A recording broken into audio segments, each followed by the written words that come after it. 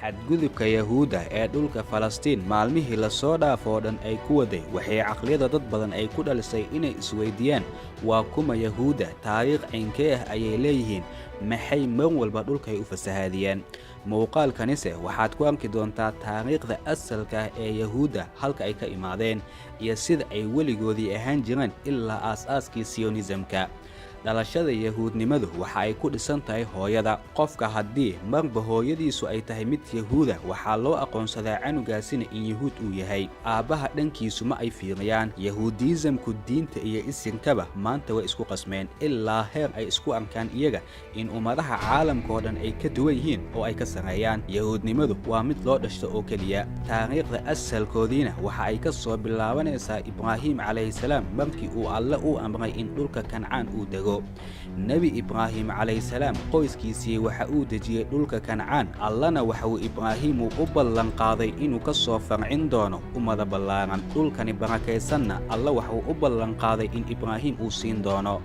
Ibraahim calayhi salaamna waa awoobaha nebiyada badankoodii ay ku abtirsadaan saddexda diin ee ugu waaweyn maanta dunida Kirishtaanka Yahuuda iyo Muslimiintuba waxaa ka dhaxeeya taariikhda Ibraahim calayhi salaam Nabi Ibraahim waxa uu dhalay laba wiil oo la kala oran jiray Ismaaciil iyo Isxaaq labadani wiilna midba meel ayuu Ibraahim calayhi salaam uu dejiyay Ismaaciil dhanka iyo Sacuudiga yacni Xijaaz ayuu dejiyay wiilka kale Isxaaqna waxa uu dejiyay dhulka Falastiin labadani wiilna waa kuwa ay ka soo faracmi doonaan Carabta iyo Yahuuda Ismaaciil calayhi salaam waa aabbaha ay ka soo faracmeen dadka Carabta xitaa Nabi Maxamed nabadgelin xaysoonkiisa ahaatee waxa uu ka soo jeedaa faracii Ismaaciil calayhi salaam Isxaaqa Falastiin ku noolaana waxa uu dhalay wiil la oran jiray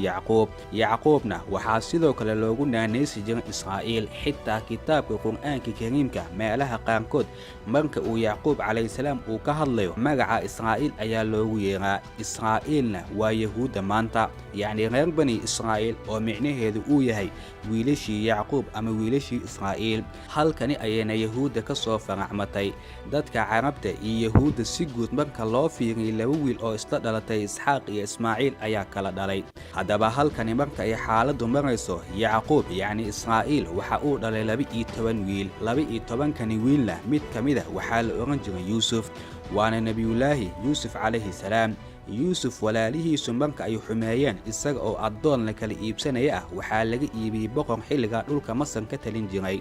Yuusuf calayhi salaam sanado badan ayuu kaligiisii boqorka Masar uu iskala noolaa ilaa Yuusuf gacanta uu ku qabto maamulka dhaqaalaha dhulka Masar oo dhan Yuusuf calayhi salaam markii uu wasiirka dhaqaalaha Masar uu noqday walaalihiisii isaga la dhashtay ee 12 kala ahaa ayuu si kadis ah waxa uu ku arkay iyaga oo raashin raadsanaya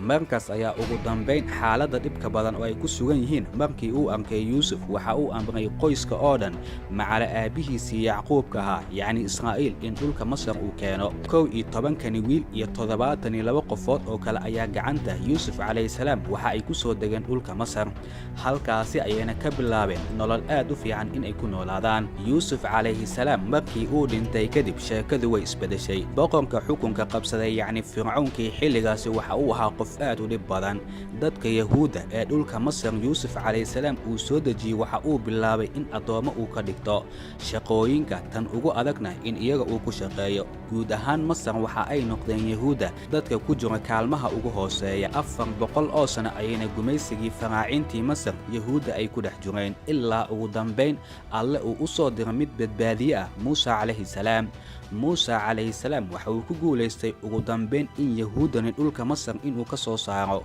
boqolaal qofood iyaga oo ah oo rumaysan Muusa calayhi salaam ayay dhulkii Masar ka soo baxeen Fircoon markii uu arkay adoomadiisii in dhulka ay ka baxeen aad ayuu u carooday kadibna Fircoon oo horbooday ciidankiisii ayaa ka soo daba baxay kadibna qoomkani 4 qarni dulmiga ku dhex sugnaa Alle waxa uu faraj u furay in badda laba ay u kala noqoto daalimiintii Fircoon ahaa ee dadka gumaysan jirayna halkaasi ayay ku baaba'een sida kitaabkoodii muqaddaska uu qoray Alle waxa uu Muusa uu sii ay leeyihiin loox ay ku qoran yihiin 10 amar tobankani amarna haddii ay fuliyaan oo ay ku dhaqmaan ummad la doontay oo caalamkii intiisii kale tusaale u noqon kartay in ay noqdaan ayuu alle u doontay waana midda qur'aanka kariimka uu leeyahay wa annii faddaltukum cala alcaalamiin tobankani amar oo ay rumaysan yihiin in muuse calayhi salaam alle uu u soo dhiibay qodobka koowaad waxa uu leeyahay kow ilaah keliya un mooye ilaah kale ma jiro labo xagga sare ama xagga hoose ama afarta jiha oo dhan ilaahay sokodii asnaamta uma sujuudi kartid mana caabudi kartid saddex magaca alle meel cidlaa kuma soo hadal qaadi kartid afar maalmaha isbuucii oo dhan 6 maalin waa in aad shaqaysaa maalinta toddobaad ma shaqayn kartid waa inay maalintaa kuu noqotaa maalinta Shabbaad maalinta alle oo keliya aad xusto shan waa in waalidiintaadii aadan ku caasinin 6 waa in aadan qofna dilin 7 ma sinaysan kartid 8 waxna ma xadi kartid 9 deriskaadii been uma sheegi kartid sidoo kalena deriskaagii been markhaati ugama noqon kartid 10 deriskaadii iyo dadka kugu dhowdhowba xoolahoodii indhaha lama raacraaci kartid 10kani amar ayaana la amray Israa'iil in ay ku dhaqmaan beddelkeeduna nimcooyinka alle ayay heli doonaan waxaana laga dhigi doonaa ummad adduunka intiisii kale tusaale u noqota qaar badan oo iyaga ka mid ah waxa ay bilaabeen in amaradani ay ka jeestaan oo sanamkoodii iska caabudaan intaa kadib yahuudii waxa ay bilaabeen in ay soo aadaan dhulka Kancaan oo waagii hore Ibraahim calayhi salaam uu ku noolaa dhulkani in ay degaan ayuu qorshahoodii ahaa waxaa la sheegaa Israa'iil dhulkani inta ay ku weerartay 40 sano ayay duurka iyo meelaha lama degaanka ay ku noolaayeen ugu dambeyn waxa ay imaadeen dhulkii Kancaan oo ay doonayeen in halka ay dhistaan nasiib wanaag waxaaba halkaasi degan oo ay ugu imaadeen Filis Falastiiniyiintii oo halka dawlad ku haysta kitaabka muqaddaska ay haystaan maanta waxa uu Falastiiniyiintu u arkaa dad dhanka iyo badda dhulka Kancaan ka soo galay oo deegaan aanan ahayn xilligaasina Falastiiniyiintu halka waxa ay ka dhisteen dawlad ka kooban 5 magaalo Bentabolis magaalooyinka kala Gaza Ashkelon Ashdod Gad iyo Ekron waxaa ka dhisnay dawladda Falastiiniyiinta inta kale ee dhulkana waxaa ku noolaa dadka Amalekiyiinta iyo qoomam kale Yuhuuda dhulkii ay rabeen in ay degaan waxa ay arkeen in la degan yahay isla kitaabkoodii muqaddaska waxa uu leeyahay Falastiiniyiintii iyo dadkii Amalekiyiinta ahaa inta ay iskaashadeen ayay Israa'iiliyiintii weerar ku soo qaadeen ilaa dib ay u celiyaan nasiib daro dagaalkanina waxaa ku guuleystay ayay leeyihiin Israa'iiliyiinta Falastiin iyo Amalekiyiintuba waa la jebiyey dhulkana waa laga saaray tanina waxa ay ku suurto gashay ayay dhahan abaanduulidii boqorka Shuwa kitaabka qur'aanka kariimka abaanduulahani waa midkuu u yaqaan Taaluut qur'aanka kariimka haddii aad si fiican aad u fiiriso waxa uu leeyahay bal ka warama markii Israa'iiliyiinta yacni Yuhuuda nabigoodii ay ku dhahayeen way naga go'an tahay in aan dagaalanno ee nabi allow qof dagaalkaasi nagu hogaamiyay dhexdeennii ka soo dhaxsaan nabigoodii in badan ayaa waxa uu ku celceliyay alla tuqaatilu iyaguna waxa ay dhahayeen waan dagaalamaynaa way naga go'an tahay dadkani Amalekiyiinta iyo Falastiiniyiintaba dhulkeenii asalka ahaa ayay haystaan dhulkeenii ayayna inaga soo saareen doqonnimo ka weynna ma jirto sidaa inaga oo la inoo soo ceeriyay in aan dagaalami weyno ugu dambeyn markii Taaluut boqorka looga dhiga aad ayay u xanaaqeen iyaga oo dhahaya ninkani waa nin miskiina waa nin aan xoolo haysan arrintani mid uu gali kara mana aha mid uu maamuli karo nabi allow nin kale oo ka macquusan dhexdeennii ka soo dhaxsaar ugu dambeyn alla waxa uu faray in Taaluut ay raacaan ay nala dagaalamaan Taaluut hogaamintiisuna in ay ku guulaysan doonaan ayaa loo sheegay nasiib wanaag waxay jebiyeen Falastiiniyiintii iyo qoomiyadihii kale ee dhulka ku noolaa boqorkoodii xilliganina waxa uu ahaa Taaluut waana markii ugu horeysay ee reer bani Israa'iil dawlad macquula oo boqor leh ay u dhalato markii uu Taaluut uu dhintay askari kamida askartii Taaluut ee la soo dagaalantay Daa'uud calayhi salaam ayaa xilkii qabtay xilliganina Yuhuuda waxaa lagu hogaaminay tawxiidka iyo diinta Islaamka Daa'uud calayhi salaam markii isagana uu dhintay kadib waxaa xukunka la wareegay wiilkiisii Sulaymaan calayhi salaam waxa uu noqday boqorka ugu cajiibsan dhammaan boqorada caalamka awoodo cajiiba oo weligoodii aanan la arkin ayuu lahaa nabi Sulaymaan calayhi salaam dhulkani barakaysan ee Qudus ayaa waxa uu ka dhisay macbad weyn oo dadka inay ku cibaadaystaan loogu talagalay xilligaasina Masjidul Aqsa halkaasi kuma uusan yaalin waana xilli aad u fog Sulaymaan calayhi salaam markii uu dhintay kadib Yuhuuda khilaaf xoogan ayaa soo kala dhaxgalay taasoo Sulaymaan kadib yaa boqor noqon doona heer Yuhuuda laba ay u kala jabto oo qolo walba boqor gaar ah ay samaysata ayay danta ku kaliftay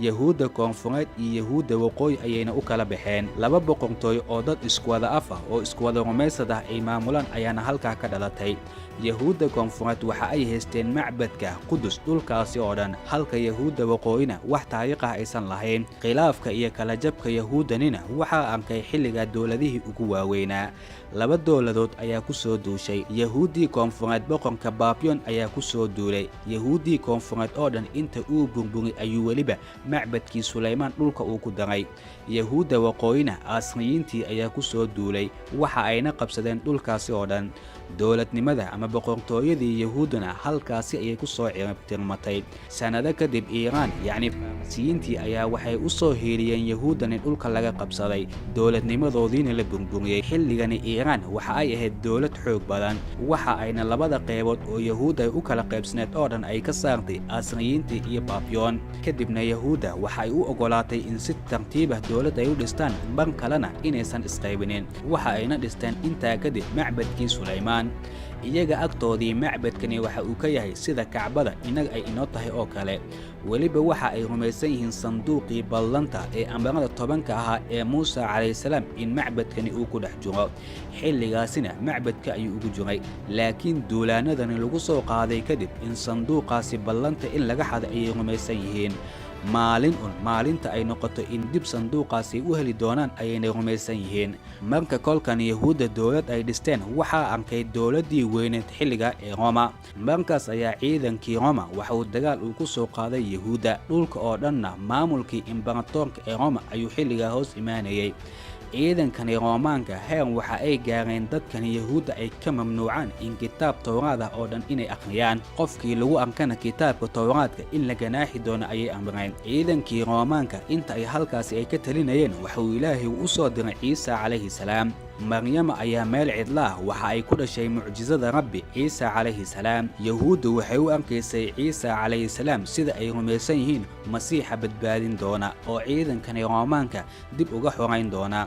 Marka ay arkeen in Masiixa uusan noqonin badbaadiyihii ay sugayeen, ciidankii Roomaanka inta ay la kaashadeen ayaa waxa ay ku taliyeen in Ciise la dilo, walibana si silac ah in loo dilo. Macluumaadkani waa sida iyaga ay rumaysan yihiin. Ciise calayhi salaam ugu dambeyn waxaa soo qabta ayay dhahaan ciidankii Roomaanka, kadibna maalin cad ayaa isku tallaabta lagu dilay. Laakiin muslimiinta Ciise calayhi salaam in la dilay ma ay rumaysano. Marka adduunka oo dhan laga maqlay in Ciise calayhi salaam ay dileen ciidankii Roomaanka ahaa, nacayb badan ayay dadka Yuhuuda bilaabeen inay u qaadaan. Waayo falkani dilka in iyaga Yuhuuda ay ka dambeeyaan ayaa loo arkay. Qoom lacnadaysan in dadkay u arkaan Yuhuuda ayayna bilaabeen. Ciidankii Roomaanka ahaa intaa kadib muddo dheer halkani maadaama ay maamulayeen sanam oo ay lahaayeen oo Zeus loo yaqaan ayay macbadkii Sulaymaan ka hor dhisteen. Yuhuudii ka soo horjeeday sanam caabudnimada halka ay Kacbada u arkayeen, yacni macbadkii Sulaymaan in sanam shirki ah lagu dhajiyo, cagaha ayay istaajisay. Kacdoon xoog leh ayayna Yuhuuda bilaabeen. Laakiin ciidankani Roomaanka heer ay iska celiyeen ma aysan gaarsiisanayn. Yuhuuda inta dhulka oo dhan laga ciribtiray lagana mamnuucay Qudus oo dhan in tilaabo ay u soo qaadaan, ayaa la bilaabay in suuqa sida adoomo oo kale in lagu kala iibsado. Waxaa ku dhacay xilliga kala caran xoog badan. Waxa ayna bilaabeen Yuhuuda inay u soo qaxaan daafaha adduunka ilaa Yurub. Yurubna waxaa kaga horay kiristaankii oo rumaysan dilka ilaahoodii, yacni Ciise, dadkani inay ka dambeeyaan. Si tartiib in loo wada shiilo xanaaqii loo qabo oo dhan in laga arsado adduunka oo dhanna la cadaadiyo ayaa la bilaabay Yuhuuda. marnaba si nabad leh meel ay u qaxeen kuma aysan raaxaysan. Si nabad leh dhulka Qudus macbadkii Sulaymaan ciidankii Roomaanka ayaa iska haystay. meel walibana ciidankani kaniisado iyo sanam ayay bilaabeen inay ku dhajiyaan. Roomaanka halkani haystayna muddo dheer qarniyo kadib iyaga ayaaba xitaa kiristaannimada dib ka aqbalay. markaas ayay kaniisado bilaabeen in dhulka oo dhan ay ka wada dhistaan. xilliganina dhanka iyo Xijaas yacni Sacuudiga waxaa ka dhashtay Islaamka. Nabi Maxamed nabadgeli naxariiskonkiisa ahaatee markii uu Madiino u soo gudbay waxa uu ogolaaday in Yuhuuda si xor ah oo nabadgelyo leh inay u noolaan karaan. system islaami ah oo cadaalad ah ayuu nebiga Yuhuuda xilliga uu ku nooleeyay. In badan oo ka mid ah Yuhuudana islaamka ayay qaateen. Nabi Maxamed nabadgelyo naxariis korkiisa ahaatee kadib xilligii Cumar bin Khadaab khaliifka uu ahaa waxa uu diyaariyay ciidan xoogan oo muslimiin ah, waxa uuna jihaad uu ku qaaday Qudus. ciidankani Roomaanka ah oo halkaa haystay ayaana laga xumeeyay. nasiib wanaag ciidankii Cumar bin Khadaab waxa ay qabsadeen dhammaan dhulkaasi Falastiin. Yahuudiina waxa uu ogolaaday Sayidina Cumar in halkaasi si nabadgelyo ay ugu noolaadaan, waxaana xilliga Yuhuuda laga qaadi jiray